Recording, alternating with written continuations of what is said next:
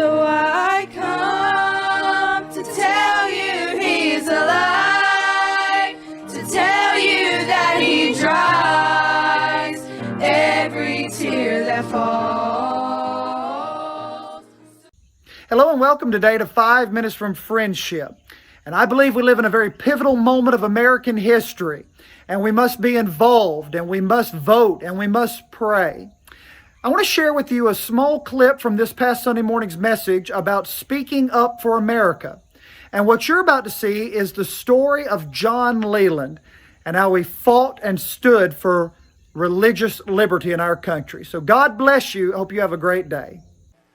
I tell you this morning, we have to stand, we have to speak up for the freedom of religion. Did you know, I'm going to give you this, we're going to pray in just a moment, but listen to this. How many of you ever heard of a man named John Leland? Anybody ever heard of John Leland? John Leland was a Baptist preacher. A Baptist preacher. John Leland lived during the days of the Revolution and when the Constitution, the founding of the country. John Leland believed with all his heart that we ought to have freedom of worship in this country. Did you know that in the colonial days, did you know that 9 out of the 13 colonies had established state religions? In other words, if you could be fined or penalized for not going to church in the way that those colonies said that you must.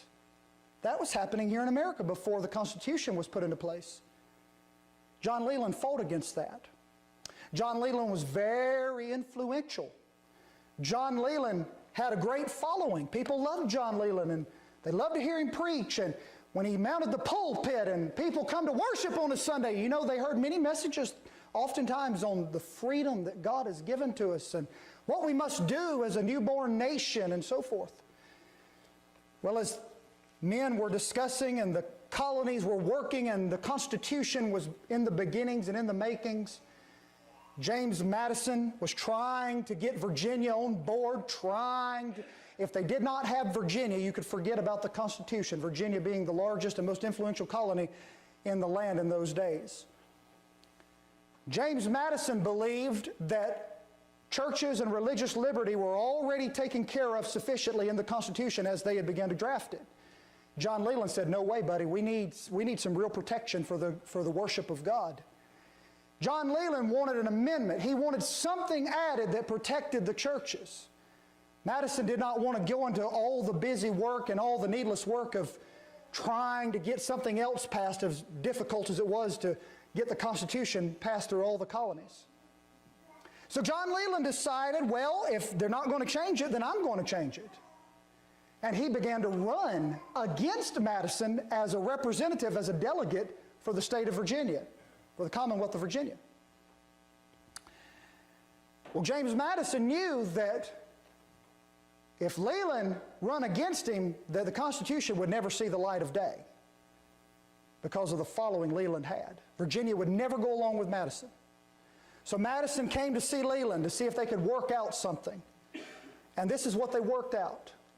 John Leland agreed that he would not run as a delegate. He would withdraw from the race. James Madison could have it if James Madison would promise that they would put some protection for churches and let it be recognized by the United States government.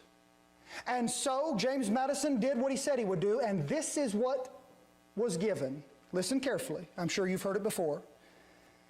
Congress shall make no law respecting an establishment of religion or prohibiting the free exercise thereof, or abridging the freedom of speech or of the press or of the right of the people peaceably to assemble and to petition the government for a redress of grievances. In other words, your First Amendment was a result of Baptist influence. Did you know that? As people said, no, we believe God gave us the right to worship. We're not going to let the government have a finger on our right to worship. And what I'm trying to say to you, if we don't speak up, we're going to lose the very freedoms we love and hold dear. Freedom of religion, freedom, the recognition of the sexes, our regard for Israel, the unborn, hard work and responsibility. Those things are going to be lost unless God's people speaks up for America.